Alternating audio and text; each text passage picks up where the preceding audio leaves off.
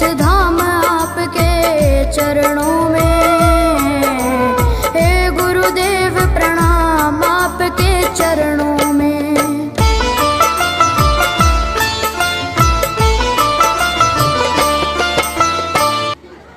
Farewell party जो रखी गई है, पूरा साल भर एक शिक्षक एक छात्र को मारने डांटने से लेकर के जितने हथकंडे अपनाए जा सकते हैं, सारे हथकंडे एक टीचर अपनाता है। कहानी सिर्फ उसकी वैसी ही है जैसे एक कुम्हार की एक बर्तन की है। एक कुम्हार एक घड़े को बनाने के लिए सबसे अच्छी से अच्छी मिट्टी का चयन करता है, वैसे ही स्थिति कोचिंग के डायरेक्टर की होती है। दूर दराज से छात्रों का चयन करना, न तो उसकी मिट्टी से दुश्मनी होती है, न तो घड़े से दुश्मनी होती है। सिर्फ एक ही उसका लक्ष्य होता है कि घड़े को सही आकार देना।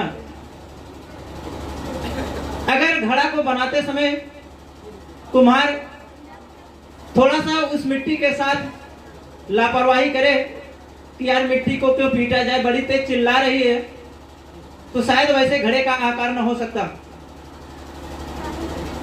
हमने बातों से इतना ज्यादा पीटा, कभी कभी बातें असहनीय हो गई और इस चीज का आभास मुझे था, अनुभव होता है। लेकिन कहीं न कहीं से हम भी बंधे होते हैं। कहावत कही गई ना कि अगर घोड़ा घास से दोस्ती रखेगा तो भूखे मर जाएगा। जितना भी कुछ किया गया, डांटा गया, मारा गया, जो कुछ भी हथकंडे अपनाए गए, शायद कहीं न कहीं से हम लोगों का एक स्वार्थ ही कह लिया जाए या बच्चों के हित के बारे में कह लिया जाए, वह हमारे हित में और बच्चों के हित में हम लोगों को उचित लगा, इसलिए ऐसा किया गया।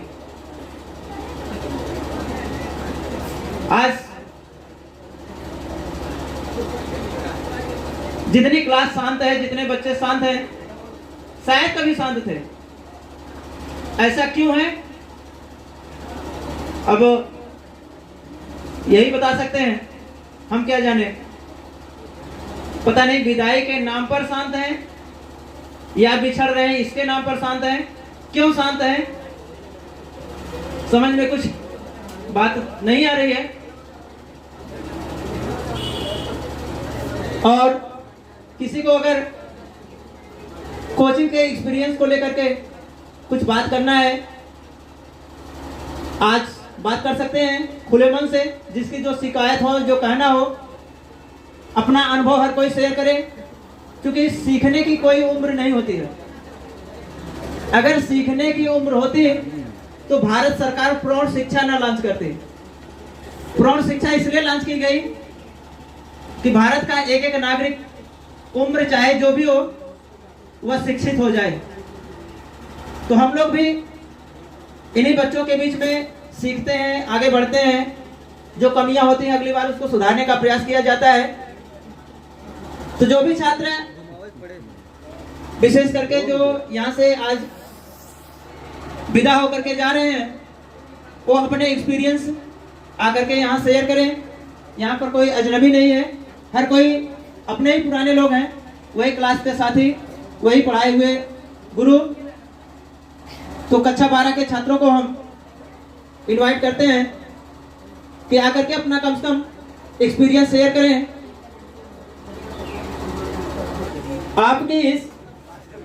आपकी विदाई की इस बेला में कहता हूँ सच, रह जाऊंगा अकेला मैं, फिर भी दुख सुख में मैं हूँ आपके साथ। आप रहो जहाँ, वहां मिले नई सौगात। ये है हमारी एक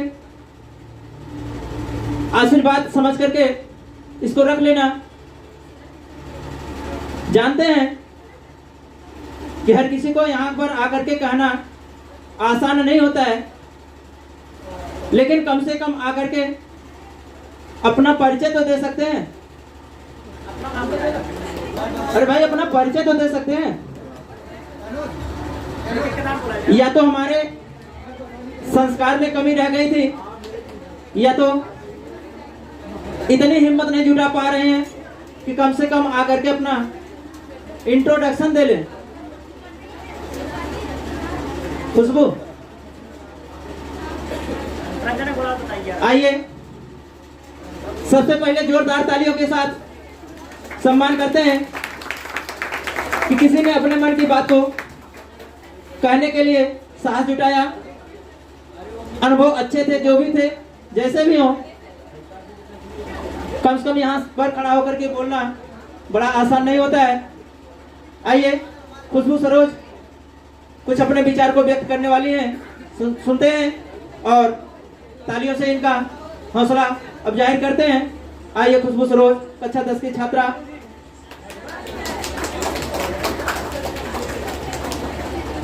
आज मैं आपके सभी सामने कुछ बातों को प्रस्तुत करने जा रही हूँ। यदि कोई भी त्रुटि हो तो कृपया करके क्षमा कीजिएगा। समुंदर में डुबकियाँ गोताखोर लगाता है, जा जा करके खाली हाथ वापस लौट कर आता है। मिलते नहीं सहज यूं मोती गहरे पानी में, मुट्ठी उसकी हर बार खाली नहीं होती, कोशिश करने वालों की कभी हार नहीं होती। यदि हम अपने जीवन में परिश्रम करेंगे तो सफलता अवश्य ही मिलेगी। इसलिए हमें कभी भी अपने जीवन में हार नहीं मानना चाहिए, हमेशा परिश्रम करते रहना चाहिए, भगवान अवश्य ही फल देगा। यदि हम हमेशा इसी तरह से लीन होकर के पढ़ाई करेंगे और उसमें मतलब समझने का प्रयत्न करेंगे, जरूर ही वो समस्या समाधान होगी। अभी अभी आप लोग खुशबू सरोज के द्वारा बहुत ही मोटिवेशनल स्पीच इस बच्ची के द्वारा सुने। अगर आप अपने जीवन में जो ये बात बताए, अगर इसको ग्रहण करेंगे तो बहुत आगे जाएंगे। जैसा कि कहा गया है कि हर जलते दीपक तले अंधेरा होता है।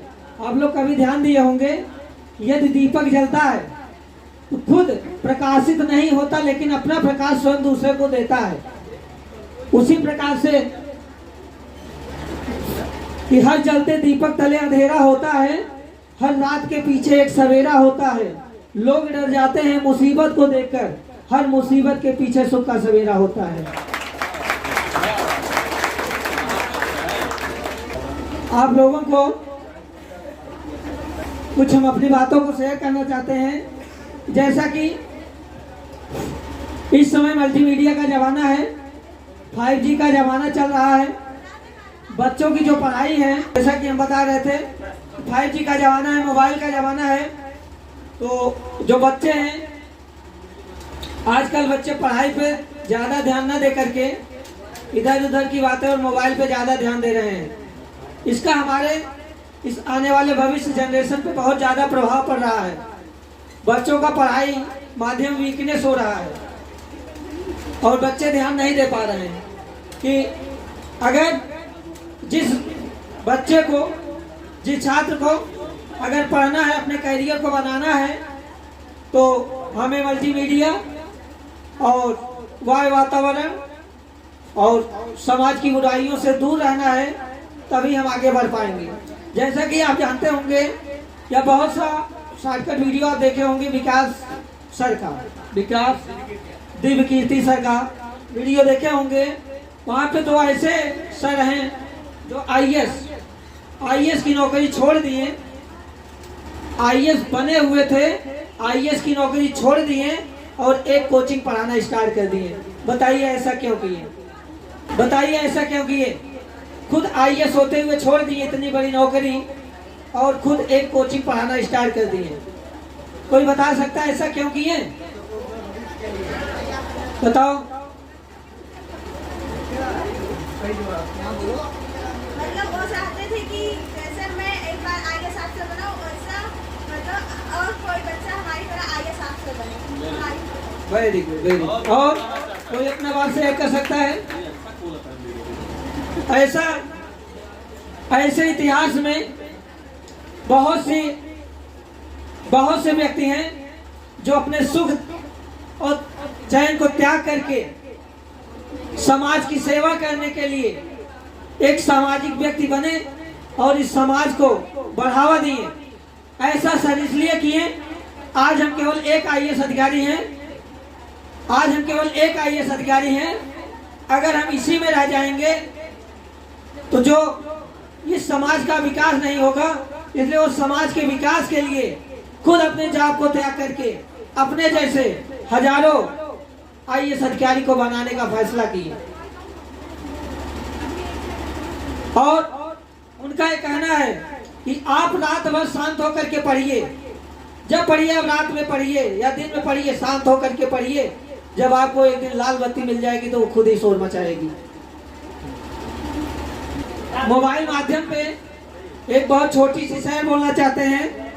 उंगलियों पर जब से चला सारा जहां, ध्यान देना, उंगलियों पर चला, उंगलियों पर जब से चला जहां सारा, इस बदलाव में दुनिया खोने लगी है। ये मोबाइल कमाल की चीज है बच्चों, कहीं जिंदगी आबाद तो कहीं बर्बाद होने लगी है।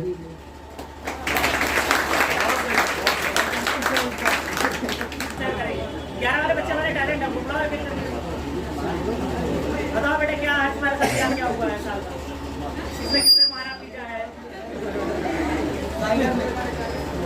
आदरणीय मेरे डायरेक्टर सर एवं टीचर अवधारियों, मैं आपके सामने एक छोटी सी शायरी प्रस्तुत करने जा रही हूँ। जहाँ पर त्रुटि हो क्षमा करना, पथ में कांटे ना होते तो जीवन का आभास ना होता, मंजिल मंजिल रह जाती, मानव का इतिहास ना होता, मंजिल मंजिल रह जाती, मानव का इतिहास ना होता।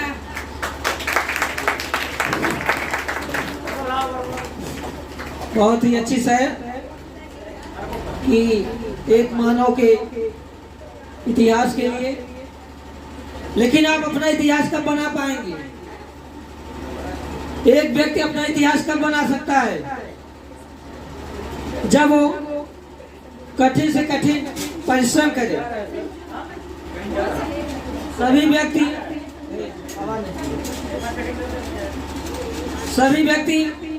सभी बच्चे अगर शिक्षित रहेंगे तभी अपना इतिहास बना पाएंगे। ये जरूरी नहीं कि पढ़ लिख करके हमको जॉब ही मिले। आँखों में खुशी लम्हे पर हंसी, आँखों में खुशी लम्हे पर हंसी, गम का कहीं नाम न हो। ये विदाई सवार हो रहा है आपकी जिंदगी में इतनी खुशियाँ जिसकी कभी शाम न हो।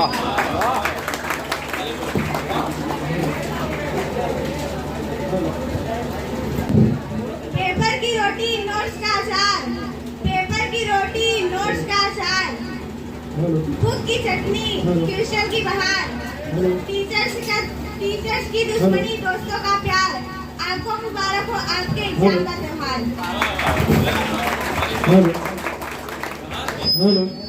समुद्र जितना सिलेबस है नदी जितना पढ़ते हैं, समुद्र जितना सिलेबस है नदी जितना पढ़ते हैं, तालाब जितना याद होता है और बाल्टी जितना लिख के आते हैं, चुल्लू भर मार्क्स आते हैं जिससे हम डूब जाते हैं।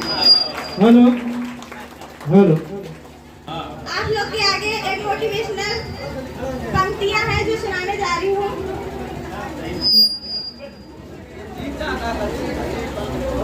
तू अपनी खूबियां ढूंढ, खामियां निकालने के लिए लोग हैं ना, तू अपनी खूबियां ढूंढ, खामियां निकालने के लिए लोग हैं ना, रखना है कदम तो आगे रख, पीछे खींचने के लिए लोग हैं ना, सपना देखना है ऊंचा देख, नीचे दिखाने के लिए लोग हैं ना, तू अपने अंदर जुनून की चिंगारी भड़का, जलने के लिए लोग हैं ना, प्यार करना है तो खुद से कर, नफरत करने के लिए लोग हैं ना, तू कुछ करके दिखा दुनिया को, तालियां बजाने के लिए लोग हैं ना। एक टीचर्स के लिए शायरी है। किसी का दिमाग तस्तरी से चलता है तो किसी का दिमाग मस्करी से चलता है, किसी का दिमाग तस्तरी से चलता है तो किसी का दिमाग मस्करी से चलता है, पर हमने सुना है सर कि आपका दिमाग बैटरी से चलता है।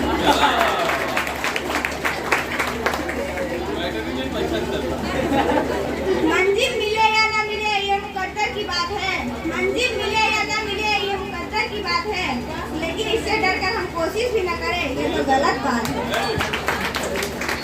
इसी के साथ हम अपनी बारी को विराम करते हैं। जय हिंद। अभी अभी अभी इस बच्ची के द्वारा बहुत ही अच्छा मोटिवेशनल स्पीच आपने सुना और आपके जिंदगी के बारे में, संघर्षों के बारे में बहुत ही अच्छी बात शायरी के द्वारा, शायरी के माध्यम से। बच्चों, आपको मंजिल तभी मिल सकती है जब आप संघर्ष करेंगे। यदि आप संघर्ष नहीं कर रहे हैं तो आपको मंजिल नहीं मिल पाएगी। मंजिल पाने के लिए बहुत ज़्यादा संघर्ष करना पड़ता है। जैसा कि अभी इनकी कोई शायरी एक समुद्र पे थी, तो उस शायरी है कि लोग डूबते हैं तो समुद्र को दोष देते हैं। लोग डूबते हैं तो समुद्र को दोष देते हैं। लोगों को मंजिल न मिले तो मुकद्दर को दोष देते हैं। खुद समझ कर चलते नहीं, जब ठोकर लगती है तो पत्थर को दोष देते हैं। अब आप लोगों के बीच हमारे केमिस्ट्री के सर इस विदाई समारोह पे मानी कृष्णा सर, आप लोग अपने मुखार बिंदुओं से इस विदाई समारोह में आपको कुछ न कुछ अपने मुखार बिंदुओं से अपना आशीर्वाद दें। बहुत बहुत धन्यवाद सर। आज हम सब इस विदाई समारोह में उपस्थित हुए हैं, जिससे कोचिंग के डायरेक्टर भानु सर एवं हमारे समस्त अध्यापकगण आपको आशीर्वाद प्रदान करेंगे ताकि आप 100% आने वाले एग्जाम में सफलता हासिल करें और अपने अपने जीवन के लक्ष्यों को साकार करें। वैसे आज का दिन हम लोगों के लिए काफ़ी पीड़ादायक रहता है, क्योंकि हमारे एक जो बच्चे कक्षा 9 से आए हैं, 4 साल का सफ़र यहाँ समाप्त होता है, जिसके कारण हम लोग एक दूसरे से अलग हो जाएंगे। इसके बाद फिर मुलाकातें होंगी या नहीं होंगी, इसलिए बहुत ज़्यादा बोलने की इच्छा तो नहीं होती है, लेकिन जीवन के कुछ सूत्र हैं जो हमें अपने अपने साथ रखना चाहिए ताकि हम अपने जीवन को सुचारू रूप से रख सकें। बच्चों, सर्वप्रथम तो पूरे साल खासकर 12 वालों से अगर मेरे द्वारा किसी को कोई तकलीफ हुई हो तो उसके लिए हम आपसे क्षमा प्रार्थी हैं, क्योंकि पूरे साल हो सकता है कि मैंने आपको डांटा हो, मारा भी हो, लेकिन हम लोग एक सिद्धांत रखते हैं कि अगर हमारे एक्सीलेंट सेंटर में कोई बच्चा आया है तो उसको ज्ञान के साथ साथ संस्कार से वंचित नहीं होने देंगे, क्योंकि जीवन की तमाम ऊंचाइयों के लिए संस्कार बहुत जरूरी होता है। हम बड़े बड़े अधिकारी बन जाते हैं पढ़ लिख कर, लेकिन अगर हमारे अंदर संस्कार नहीं है तो वो ज्ञान बेकार है। इसलिए ज्ञान के साथ साथ संस्कार होना बहुत जरूरी है।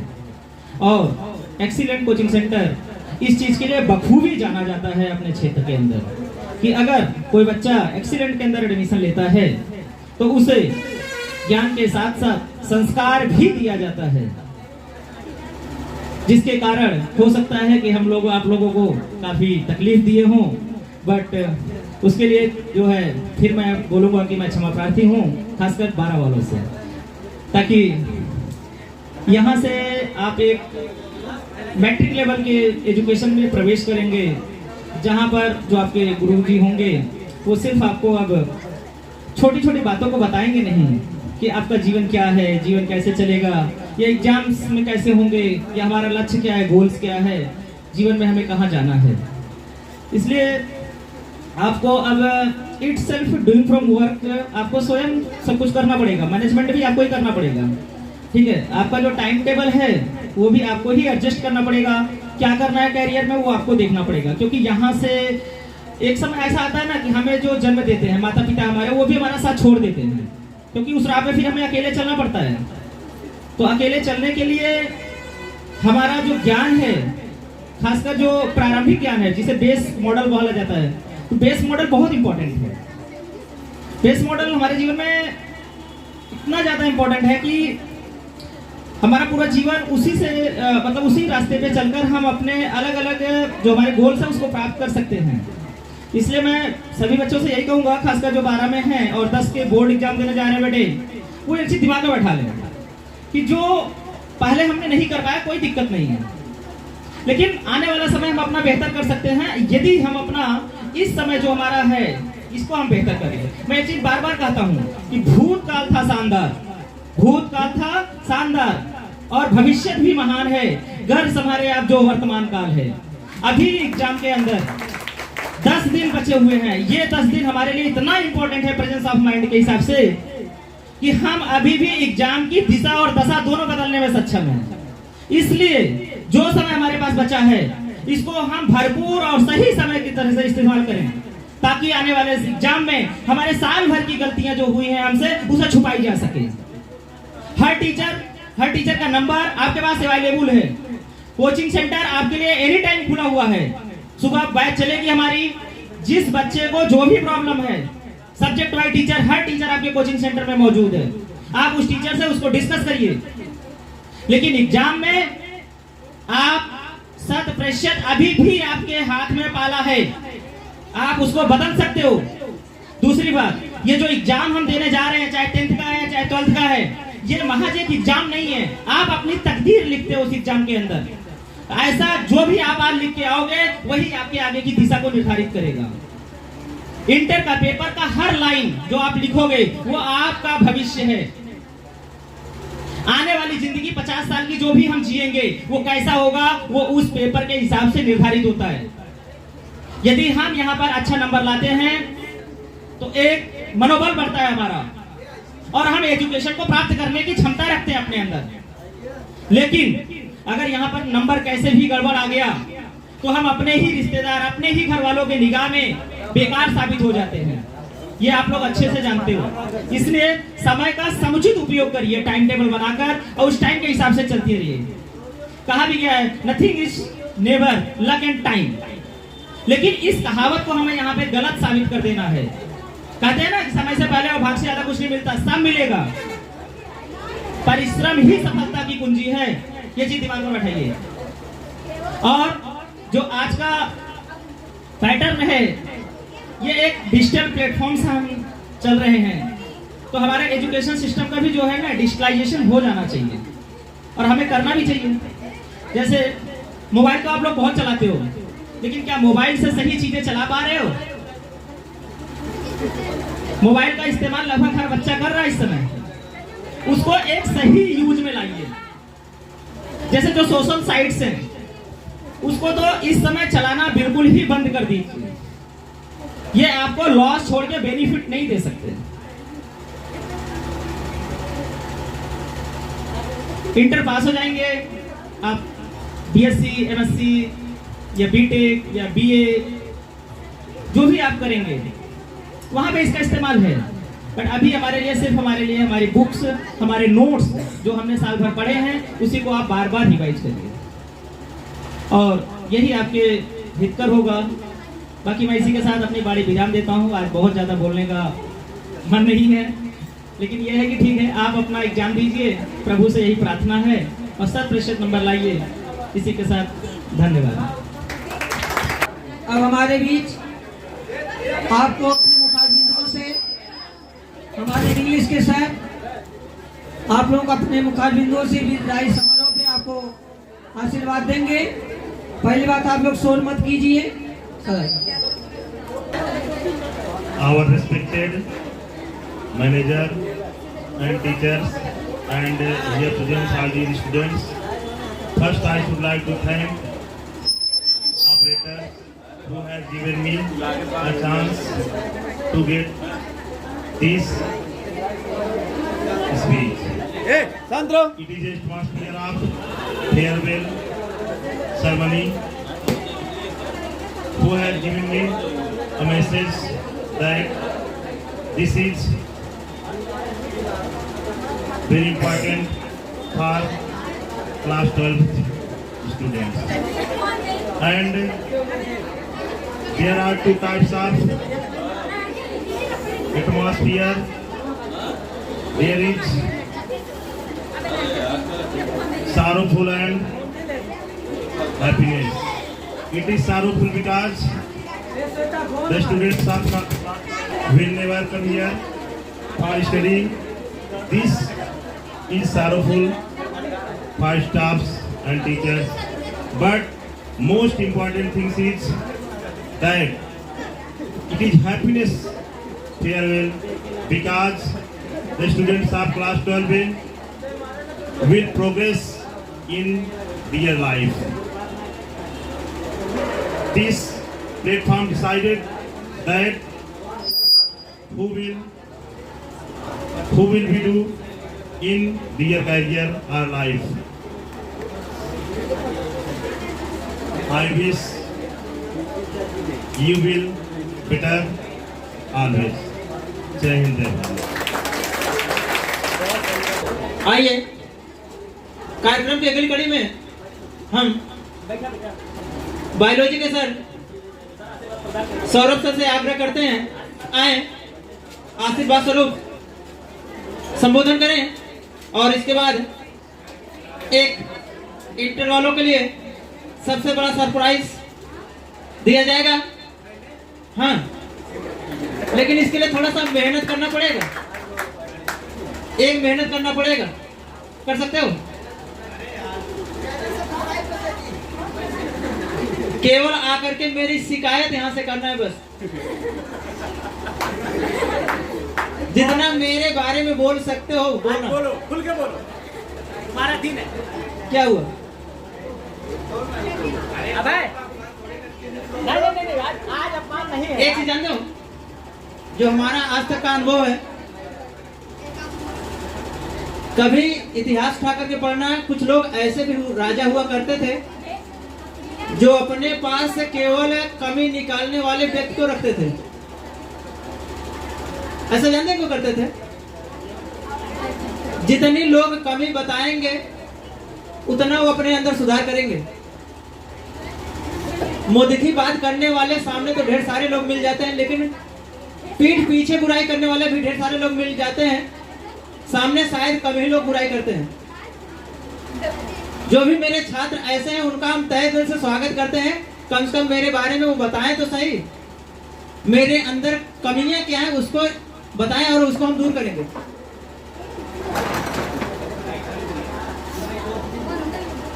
आइए सबसे पहले सौरभ सर से आग्रह करते हैं, आए संबोधन करें और इसके बाद अभय को आमंत्रित करते हैं, जहां से एक नई शुरुआत होगी। उसके बाद हम सरप्राइज देंगे। आइए सर, सौरभ सर। अभी हमारे हिंदी वाले सर अभय वो कह रहे थे कि आके हमारी बुराई करो, तो हम तो कह रहे हैं आके कह देना हमें 5 बार कोचिंग से भगाया गया था। साथ में ये भी तो बता देना किस लिए भगाया गया था, ठीक है? और हम अपनी बात की आगे कड़ी में एक छोटा सा आपको नगमा सुना के बताना चाहते हैं, या भजन जिसे आप कह सकते हो। 2 लाइन, बस 2 लाइन आपके लिए, ठीक है? सुनना। ये चमक ये धमक फुलवन में महक, सब कुछ सरकार तुम्हीं से है। इसका मतलब समझना, जो भी आप लोग परिश्रम करते हो, ठीक है, ये सारा का सारा श्रेय हम लोग पे ऊपर जाता है। जैसे आपने मेहनत किया, ठीक है, और उस मेहनत का पता चला कि भैया आपका 94%, 93% आया, ठीक है, तो उसका श्रेय किसको जाएगा? एक्सीलेंट कोचिंग को। मेहनत किसने किया? आपने ना। श्रेय किसको गया? कोचिंग को, ठीक है। तो हम लोग को जो भी चमक और धमक या टीचर की जो भी उपलब्धि हासिल होती है, वो सिर्फ और सिर्फ एक स्टूडेंट के नाते ही उपलब्ध होती है। समझ में आया कि नहीं? ठीक है। अच्छा, एक कहानी हम छोटा सा आपको बताना चाहते हैं कि 2 पत्थर थे। कितने पत्थर थे? 2। वो दोनों पत्थर, जब जो पत्थरकार होता है, मूर्तिकार होता है, वो जाता है पत्थर के पास और पत्थर के पास पत्थर से पूछता है कि भाई मुझको मूर्ति बनाना है, क्या आप मेरी छेनी और हथौड़ी की मार को सह लोगे क्या? ठीक, तो एक पत्थर बोलता है नहीं, हम आपकी छेनी और हथौड़ी की मार को सह नहीं पाएंगे। ठीक है, तो पत्थरकार क्या करता है, एक पत्थर से मूर्ति बना देता है और जिस पत्थर से मूर्ति बनाता है उस पत्थर की पूजा होती है, और जिसने छेनी और हथौड़ी की मार को नहीं सह पाया वो क्या हो जाता है, मंदिर में टाइल्स बन जाता है। ठीक है, पत्थर दोनों एक ही हैं, एक आपके पैर के नीचे है और एक आप उसके पैर के नीचे हैं। समझ में आई बात? पत्थर एक ही हैं, एक ही स्थान से हैं, तो आपके डिसीजन मेकिंग, आप किस तरीके से निर्णय लेते हैं, आप कितने संघर्षों से आगे बढ़ते हैं, ये आप पे निर्भर करता है। ठीक है, सभी में प्रतिभाएं एक हैं, लेकिन कुछ लोग क्या करते हैं, रील्स चलाने में पूरा क्या कर देते हैं, टाइम वेस्ट कर देते। ठीक है, इन्हीं शब्दों के साथ मैं अपने वाणी को विराम देता। हेलो हेलो, कुर्सी तो हार टीचर आई के बैठी जा, सजी पे कुर्सी तो हार टीचर आई के बैठी जा, जब जब कहा बार डस्टर ले आई, जब जब कहा बार चौक ले आई, ले ले भाई विद्या तो हार टीचर आई के बैठी जा, ले ले इसी शिक्षा तो हार टीचर आई के बैठी जा, सजी पे कुर्सी तो हार टीचर आई के बैठी जा, जब जब कहा बा कॉपी ले आई, जब जब कहा बा कलम ले आई, ले ले बे शिक्षा तो हार टीचर आई के बैठी जा, सजी पे कुर्सी तो हार टीचर आई के बैठी जा। एक्सीलेंट कोचिंग सेंटर के डायरेक्टर भानु सर से आग्रह करते हैं कि आकर बच्चों को संबोधित करें और बच्चों के 2 शब्द बोलें।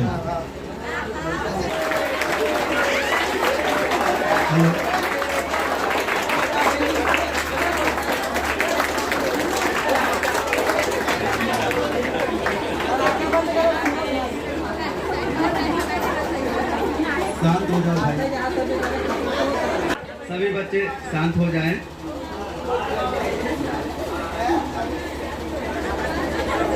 इस एक्सीलेंस संस्थान की स्थापना 26 जनवरी 2014 को हुई थी। इस साल संस्थान के 10 साल पूर्ण हो रहे हैं।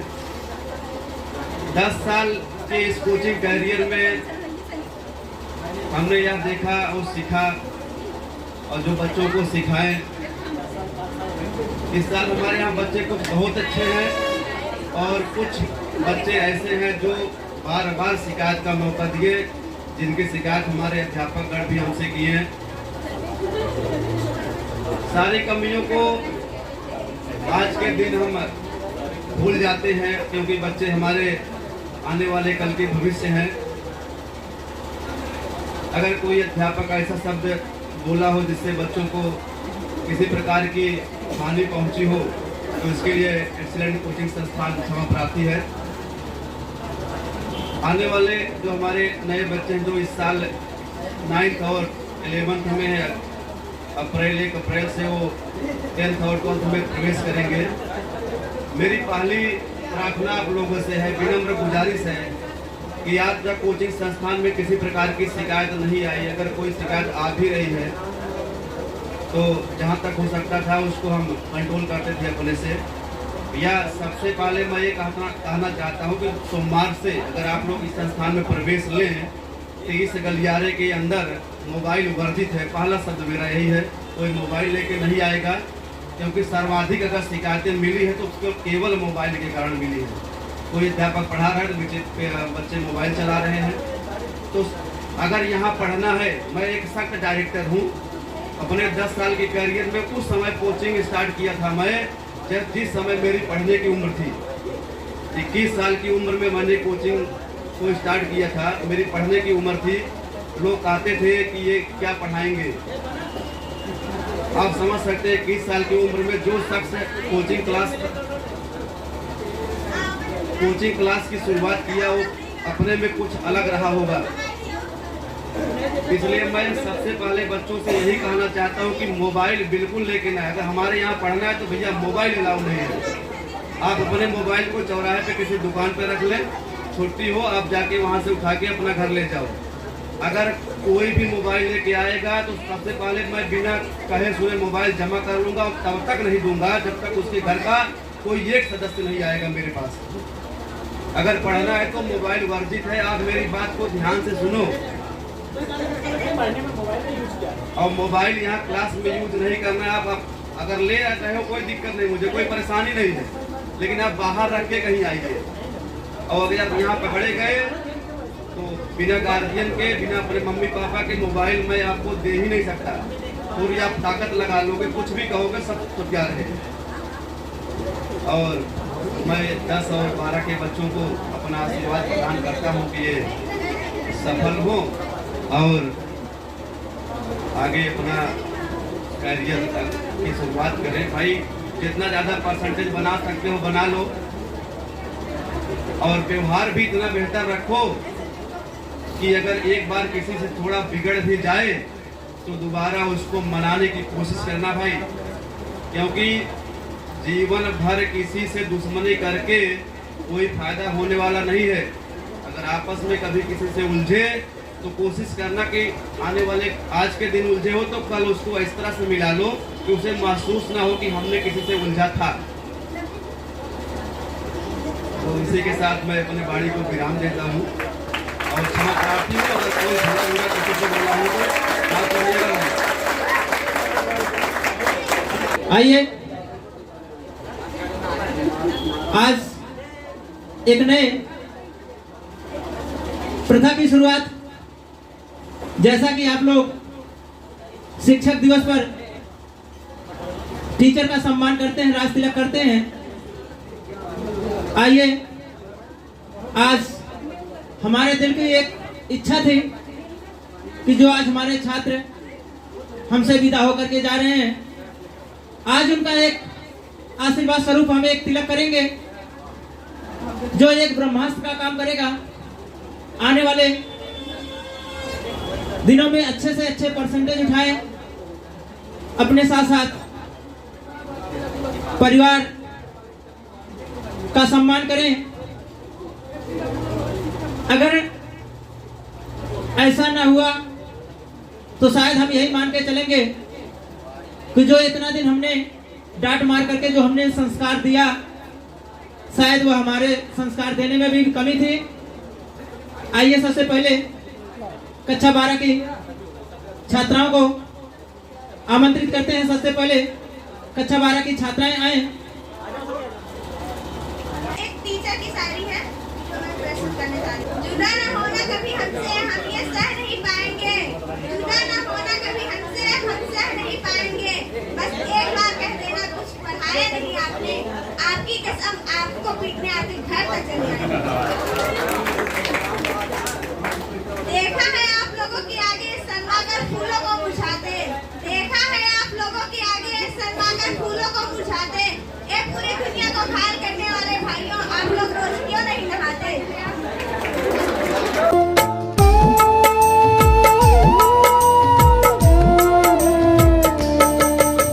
सारे तीर्थ धाम आपके चरणों में, हे